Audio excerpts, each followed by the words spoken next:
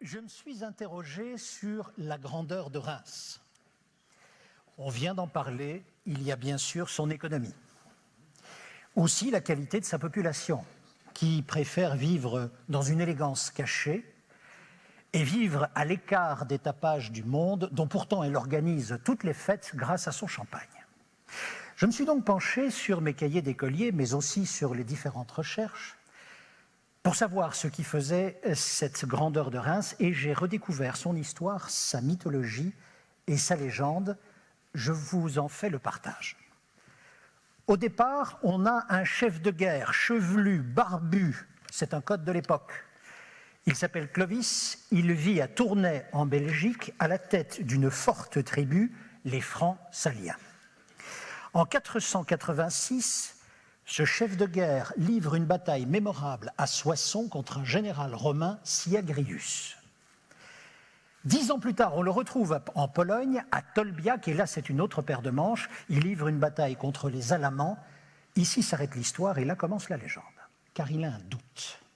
Il a un doute, mais comme sa femme est chrétienne, il joue le pari de Pascal avec quelques siècles d'avance et dit ceci: si j'ai la victoire grâce à ce Dieu de mon épouse, dans ce cas-là, je me convertirai. Il l'emporte, tient sa promesse et se fait baptiser avec 3000 de ses guerriers, ce qui est fréquent pour l'époque. C'est ici à Reims que s'effectue le baptême. C'est l'évêque de Reims, Saint Rémy, qui baptise toute cette tribu. Ici s'arrête la légende et maintenant va commencer la mythologie. Nous sommes 3 siècles plus tard, nous sommes au 9e siècle, et là, un nouvel évêque de Reims, il s'appelle Hincmar, croit se souvenir d'un détail d'histoire important qui n'avait pourtant frappé personne à l'époque. C'est que Dieu, par le ministère d'une colombe, s'était présenté au moment du baptême avec une fiole d'huile sacrée, le Saint-Crème, pour oindre le front de ce glorieux catéchumène. Il va s'en suivre 2 conséquences importantes. La première, c'est que de cette date et jusqu'à nos jours, l'Église de France est appelée la fille aînée de l'Église par Rome. Pourquoi? Parce que le premier roi franc s'est donc converti. Souvenez-vous, 1981, Jean-Paul II est en France, première visite officielle.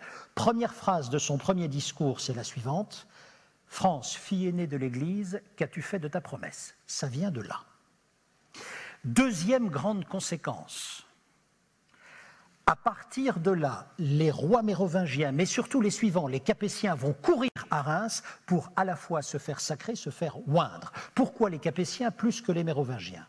Parce qu'eux-mêmes savent pertinemment qu'il n'y a pas de lien d'hérédité entre la première dynastie mérovingienne et la deuxième, les Capétiens. Ce que l'hérédité leur refuse en légitimité, le sacre leur accordera. Eh bien, voyez-vous, mesdames et messieurs, la légitimité, c'est précisément le mot qui va nous retenir aujourd'hui. La légitimité, c'est ce qui va nous retenir sur cette première journée de votre 46e congrès.